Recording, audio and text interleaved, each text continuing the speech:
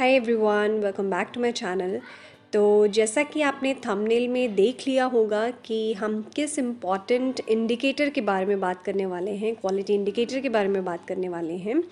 वो है time taken for initial assessment of patients attending emergency services. ठीक है, तो जिन लोगों ने मेरी PSQ3 और PSQ4 वाली क्वालिटी इंडिकेटर्स की वीडियो नहीं देखी है वो जाके एक बार देख लें। और उसमें मैं फिर से रिपीट कर रही हूँ कि इसमें मैंने ये चीज़ बोली है कि अगर आप अपने खुद के इंडिकेटर्स NABH के प्रोसेस के अकॉर्डिंग बनाना चाहते हैं तो आप बिल्कुल बना सकते हैं।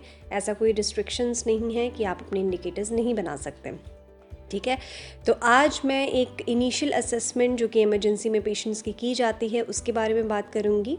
ठीक है, तो बेसिकली इंडिकेटर का नाम है time taken for initial assessment of patients attending emergency services. ठीक है, तो ये आपको बहुत इंपॉर्टेंट इंडिकेटर है पर्टिकुलरली इमरजेंसी डिपार्टमेंट के लिए। वैसे तो इंडोर के लिए भी होता है, बट यहाँ पे इस वीडियो में हम सिर्फ इमरजेंसी डिपार्टमेंट के इनिशियल असेसमेंट की बात करेंगे। ठीक है, तो आज इस वीडियो में मैं आपको फॉर्मेट बताऊंगी कि आपके इमरजेंसी के रजिस्टर में क्या इंपॉर्टेंट डिटेल्स होनी चाहिए जिसको देख के आप जिसको एनालाइज करके इनिशियल असेसमेंट पेशेंट्स की निकाल सकते हैं। ठीक है, तो वीडियो शुरू करने से पहले मैं आपसे रिक्वेस्ट करना चाहती हूँ, मेरे चैनल पे मेंबरशिप चल रही है। अगर आप मुझे सपोर्ट करना चाहते हैं तो मेरे चैनल की मेंबरशिप ले सकते हैं, बट उससे पहले आप जाके एक बार ज्वाइन बटन पे क्लिक करके ज़रूर चेक करें। तो चलिए आज की जो वीडियो है हम फटाफट से शुरू कर लेते हैं। मैं आपको फॉर्मेट सारा बताऊँगी, तो चलिए शुरू करते हैं।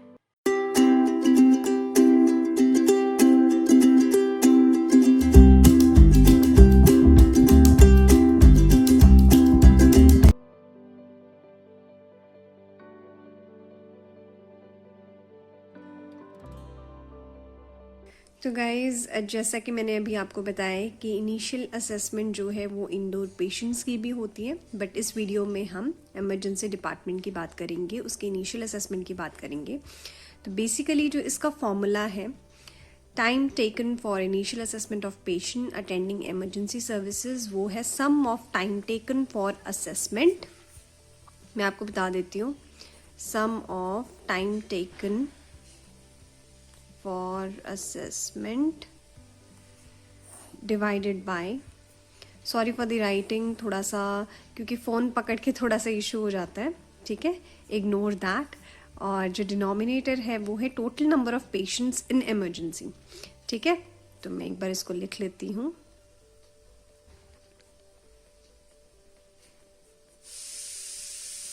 In emergency.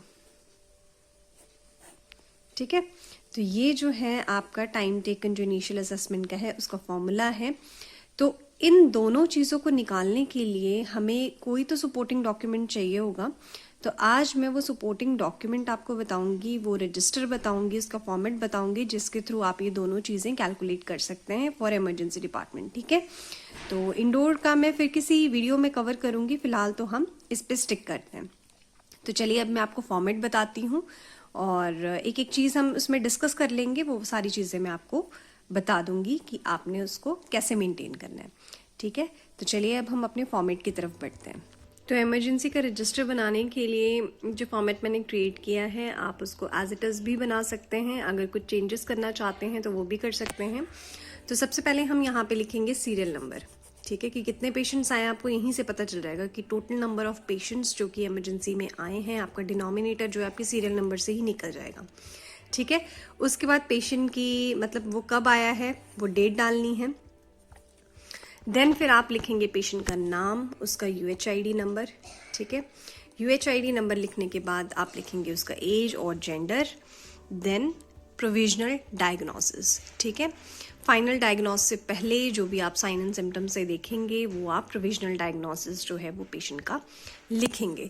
तो बेसिकली जो है वो आपका आएगा serial number, then date, then patient name, then UHID number. ठीक है, उसके बाद एज और जेंडर, देन आप लिखेंगे प्रोविजनल डायग्नोसिस। देन उसके बाद जो है वो आप लिखेंगे patient arrival time in emergency, means जब पेशेंट आपके जो इमरजेंसी डिपार्टमेंट में आया वो टाइम आप यहाँ पे नोट कर लेंगे। ठीक है, उसके बाद जो इम्पोर्टेंट चीज़ है वो है इनिशियल असेसमेंट टाइम, ठीक है। ये टाइम जो है वो आपका आएगा न्यूमरेटर में, तो जितना भी ऑल टोटल आपका टाइम होगा वो आएगा आपका न्यूमरेटर में, ठीक है। डिनोमिनेटर जो है वो आपका सीरियल नंबर से निकल जाएगा, और जो न्यूमरेटर है वो आपका इनिशियल असेसमेंट, जो पेशेंट का विजिटिंग टाइम है इमरजेंसी में, वहाँ से पता चल जाएगा, ठीक है। देन हम मूव करेंगे हमारे कलर कोड्स ऑफ ट्राइज। तो ट्राइज के कितने सारे बैंड्स होते हैं, ठीक है, कि जब भी कोई पेशेंट्स मीन्स ज़्यादा आ जाए, मान के चलिए 4-5 पेशेंट्स आपके इमरजेंसी में इकट्ठे आ जाते हैं, तो आपने फटाफट से इनिशियल असेसमेंट जो है, हाँ ये चीज़ मैंने बतानी थी कि इनिशियल असेसमेंट जो है वो फटाफट से करनी है। ऐसा नहीं है कि पेशेंट आया उसको आपने 1 घंटा जो है वो वेट करा के रखा, ठीक है। तो इनिशियल असेसमेंट जो है वो फटाफट से इमरजेंसी डिपार्टमेंट में करनी है, और इमीडिएटली आपने पेशेंट्स की ट्राइजिंग भी करनी है। तो ट्राइजिंग के बैंड्स होते हैं, अगर आप चाहते हैं तो इस पे मैं अलग वीडियो बना दूंगी, बट अभी के लिए सिर्फ मैं इतना बता देती हूँ कि आपने फटाफट से ट्राइजिंग करनी है कि पेशेंट किस बैंड में आ रहा है, रेड में आ रहा है, येलो में आ रहा है, ब्लैक में आ रहा है, ग्रीन में आ रहा है, ठीक है। तो ये चीज़ आप करेंगे। उसके बाद इनिशियल असेसमेंट किसने किया है। जब भी आप कोई भी साइन वाली चीज़ करें तो हमेशा फुल नेम लिखें, छोटा सा नाम या इनिशियल्स वैसे ना लिखें, ठीक है, क्योंकि ये इमरजेंसी, इवन इमरजेंसी में ही नहीं, आप कहीं भी सिग्नेचर करते हैं तो कोशिश कीजिए अपने फुल सिग्नेचर करें। और अगर आप छोटे साइन करते हैं, ठीक है, इनिशियल्स करते हैं अपने, तो स्टैम्प ज़रूर लगाएं। वैसे स्टैम्प आपके फुल नेम के नीचे भी लगनी चाहिए, बट अगर आप इनिशियल्स करते हैं तो स्टैम्प ज़रूर लगाएं जहां रिक्वायर्ड है, ठीक है। तो इनिशियल असेसमेंट डन बाय, किसने इनिशियल असेसमेंट की है। लेट्स सपोज मैं यहाँ पे अपना ही नाम लिख देती हूँ, संदीप कौर, ठीक है। तो पूरा जो नाम है वो यहाँ पे मेंशन होगा, कि ऐसा नहीं कि छोटे से साइन कर दिए, राइट। उसके बाद पेशेंट शिफ्टेड टू, कंडीशन के अकॉर्डिंग पेशेंट को कहाँ शिफ्ट किया गया, ठीक है। अगर जो है पेशेंट जो इमीडिएटली भेजने वाला है थोड़ा बहुत ही उसका है, थोड़ा बहुत ही उसमें प्रॉब्लम है, तो फिर आप उसको अंडर ऑब्जर्वेशन थोड़ी देर रख के भेज सकते हैं। अगर बहुत ही ज़्यादा क्रिटिकल मतलब केयर की ज़रूरत है तो आप उसकी लोकेशन वहाँ पे लिखेंगे कि आपने इसको कहाँ सेंड किया है, वार्ड में, आईसीयू में, या आपने भेज दिया हुआ है, ठीक है, घर। वो सारी लोकेशन जो है वो यहाँ पे आप नोट डाउन कर लेंगे, ठीक है। उसके बाद यहाँ पे सिग्नेचर आएंगे मेडिकल ऑफिसर के। तो कोशिश कीजिए फुल नेम ही लिखिए। सिग्नेचर का मतलब ऐसा नहीं है कि अगर सिग्नेचर ही लिखा है तो बस पत्थर पे लकीर हो जाओ, साइन ही मारना है, ठीक है। कोशिश कीजिए। वैसे एक मतलब वैसी ही एडवाइस है कि जब भी हेल्थ केयर में आप काम करें तो कभी भी छोटे साइन ना मारें, फुल सिग्नेचर करें अपने, फुल नेम लिखें अपना। उससे क्या होता है, इजीली हमें पता चल जाएगा कि वो चीज़ किसने की है, ठीक है। और हम अगर इन केस कोई प्रॉब्लम होती है तो हम उनको बता सकें, उस पर्सन को हम ट्रैक कर सकें, ठीक है। तो बेसिकली सिग्नेचर का यही मतलब होता है। अब मैं आपको फॉर्मेट दिखा देती हूँ। सबसे पहले सीरियल नंबर आप ध्यान से देख लीजिए और नोट कर लीजिए। और ये चीज़ भी मैं आपको बताना चाहूँगी कि अगर आपने ये फॉर्मेट में चेंजेस करने हैं तो आप कर सकते हैं। ऐसा कुछ नहीं है कि जैसा लिखा है वैसे ही एज इट इज़ कॉपी करना है, ठीक है। अगर आप चाहते हैं अपना रजिस्टर आप ऐसे ही बनाना चाहते हैं तो आप ऐसे भी बना सकते हैं, ठीक है। तो एक बार फिर से हम गो थ्रू हो जाते हैं। तो serial number, date, then patient name, then UHID number, then age or gender, then provisional diagnosis, then patient arrival time in emergency, then initial assessment time, okay. और ये जो मैंने नीचे पार्ट लिखा हुआ है ये सारा जो है वो साइड में आपके बड़े रजिस्टर में बन जाएगा। वहाँ जगह नहीं थी मेरे पास इस रजिस्टर में, इसीलिए मैंने इसको नीचे लिख दिया, ठीक है।